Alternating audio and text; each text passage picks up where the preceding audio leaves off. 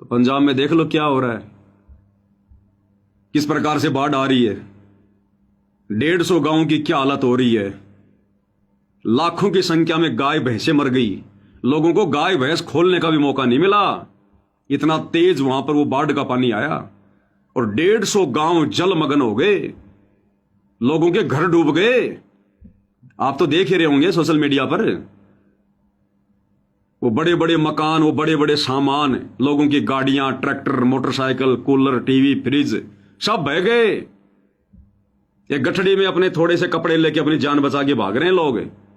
खेतों का नामो निशान मिट गया, कौन सा किसका खेत था। रो रहे हैं वो किसान भाई सिर पीट पीट के। इधर राजस्थान के सवाई माधोपुर में, बूंदी में देख लो कितनी भयंकर बाढ़ आ रही है। 2-2 मंजिल के मकान डूब गए, लोग दाने के लिए तरस रहे हैं। ये आने वाले 3 वर्षों में पूरा विश्व गिरेगा और भयंकर तरीके से गिरेगा। ये भविष्यवक्ता जो बोल बोल के चले गए वो पागल नहीं थे कि चारों युगों में ऐसा तांडव नहीं मचा होगा जो तांडव अब मचेगा वर्तमान में। क्योंकि चारों युगों में तो भैया लोगों के पास में उनके पुण्य थे, अब पुण्य समाप्त हैं, पाप कर्म शेष हैं। पूरी दुनिया बारूद के ढेर पे बैठी है। ये तुम्हारे मंत्री, प्रधानमंत्री, नेता कुछ नहीं कर पाएंगे। देख लो ना, कर लो ना, देखिए पंजाब की सरकार क्या कर सकती है। कितनों के घर बसा देगी, देखिए बसा के दिखा दो ना। वो मर गए, लाखों की संख्या में वो जानवर मर गए, ला दो ना। उनका सामान बह गया, ला दो ना। एक का भी मकान बना दे सरकार तो बता देना। एक के घर में भी सरकार अगर 1 क्विंटल अनाज डाल दे तो बता देना। तो भाई खुद की परिस्थितियों से खुद नहीं निपटना पड़ेगा।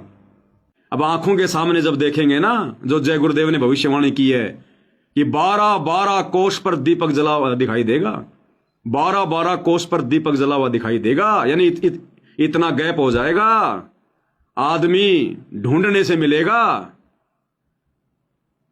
और भविष्यवाणी का क्या कह रही है, पूरे संसार की जनसंख्या 64 करोड़ रह जाएगी, अकेले भारत में 34 करोड़ बचेंगे। 150 करोड़ में से 34 करोड़ ये आने वाले विनाशकारी समय में।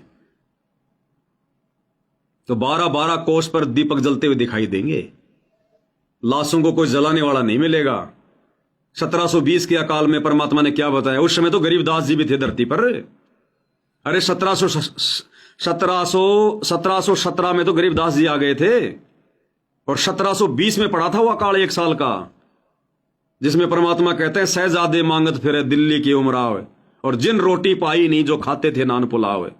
और रोटी साटे बिक गए, लोगों ने अपने बेटा बेटी भी जो अमल की बेच दिए, अपने छोटे छोटे बच्चों को बेच दिया था रोटी के लिए। तो वो परमात्मा दिखाएगा बंदर दुनिया को, ऐसे जेल में बैठे हुए उस परम संत को कोई भगवान नहीं मानने वाला, जब उनके भगत ही नहीं मान रहे इतना ज्ञान लेने के बाद। तो मेरी तो सभी भाई बहनों से विनती है, निवेदन है, ये दुनियादारी को तो छोड़ दो। ये दुनिया वाले क्या कमेंट्स कर रहे हैं, क्या बोल रहे हैं, ये नहीं समझने वाले। ये ऐसे बहेंगे, ये भाड़े के भाव में जाएंगे, इनका कोई लेना देना नहीं है। इनके जैसे तो रोज मर रहे हैं, लाखों मर रहे हैं, रोज मर रहे हैं। भगवान धरती पर रोज मर रही है दुनिया, तो ऐसे जाएंगे। इनके संस्कार नहीं है भक्ति करने की अभी। लेकिन जिनको भगवान ने भगत बना दिया, कम से कम वो तो आंखें खोलो, हम किस रास्ते पर जा रहे हैं। हमसे भक्ति करवाने के लिए, हमें भगत बनाने के लिए, हमें शतलोक ले जाने के लिए परमात्मा दिन रात संघर्ष कर रहा है, जेल में बैठा है, दुनिया की गाली खा रहा है, और हम बेवजह राजनेताओं की रैलियों में जाकर और जो मतलब की मजाक बना रहे हैं भगवान का।